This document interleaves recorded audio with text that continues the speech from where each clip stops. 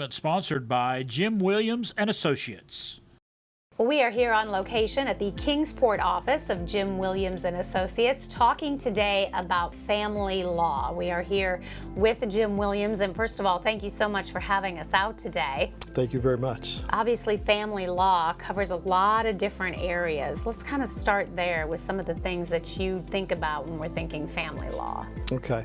Well, family law basically deals with the relationships between people who are married or related in some way.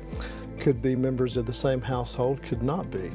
And it covers a broad area of topics, divorce, child custody are two of the most common. Unfortunately, about half of the marriages in the U.S. end in divorce, so there's a great demand for divorce and family lawyers. And coming along with that would be child custody matters and child support. And that's true for people that are getting a divorce or people that have had children when they're not married. Many times you have fathers who need to establish their parental rights and mothers who want to get child support for those children. So divorce and child custody are really the two most common reasons that people seek out a family lawyer. And you can see there's a lot of different layers when it comes to those things, a long process for that. Are there other things that you also work with when it comes to, I think we normally think of divorce and family issues and custody, but there's some other areas that you also work in? Yes, some may be on a happier note, things like adoptions, people who wanting to adopt a child. Sometimes it's a child of a family member who can no longer care for that child, or it may be a non-family member. So adoptions are much happier than divorce and custody.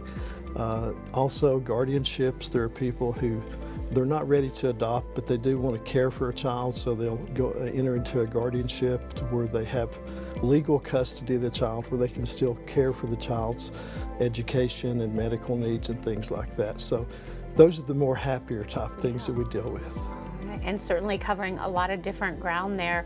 Are there times when people may represent themselves if they're, you hear a lot about, we've been able to work everything out, very amicable. Sounds like sometimes people might think that I could probably handle that part of it. Sure, absolutely. And an individual can always represent themselves in a proceeding at any time. They have the right to do that, whether it's in court or out of court. The problem we find in most of these cases is when people self-represent, you've heard the saying, you don't know what you don't know. Right. And many times they really don't know what they need to be looking at, asking for. They really don't know what the fair share of something is. And they navigate those waters by themselves. And the problem we see is after they've signed agreements and have gotten their divorce or custody agreement in place, they take it home and they start looking at it, or they start having issues, and so they come to an attorney to fix those issues. And sometimes you can't fix those. They're in stone, basically. They're signed off by a judge and they're a court order. And unless you have some sort of material change of circumstance, it's hard to change those orders. So when people navigate those waters, they're basically, taking a risk that they're going to come out with a result that's not as good as if they had an attorney representing them. Most family law cases do not make it in front of a judge. Some do, and those that do, those are the ones that you really need an attorney there for you. I feel like family law is very personal, a lot of emotion when you're dealing with families in these situations. You must really get to know your clients and their situations pretty well. You get to know a lot about your clients because they're here to tell you about their story. They want to tell their story, and there's a lot of emotion. It's probably the most emotional area of law we deal with is family law, and that's part of the problem that people have who represent themselves.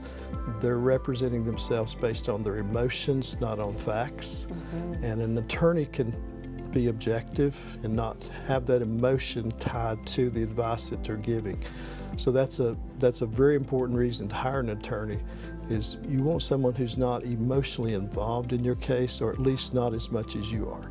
Yeah, certainly important information. Anything else that someone should consider if they're about to go through something like this when reaching out to a family law attorney? Well, first and foremost is consult early. As soon as you know you have an issue or a problem, consult with an attorney. And when you consult with your attorney, you need to interview that attorney. You need to find out, has he or she handled family law cases?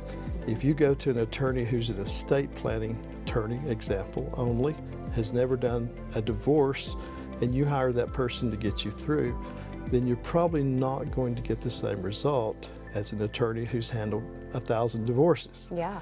So you want to interview the attorney, find out what their level of experience is, if they're familiar with the courts and that your case will be before. So consult early and often. And you don't have to hire the first person you consult with. You know, consult with as many as you need till you find someone that is a good fit for you. Yeah, these are really important, especially when you have kids involved. These processes can mean a great deal. They can, and children are typically the most important thing in these cases. It's not assets. If you would like to learn more, of course, you can visit them. They have offices in both Kingsport and Rogersville, also licensed in Virginia and Tennessee. You can check out their website for more information. It's right there on your screen. That's tnvaattorney.com. It's Jim Williams and Associates, attorneys at law.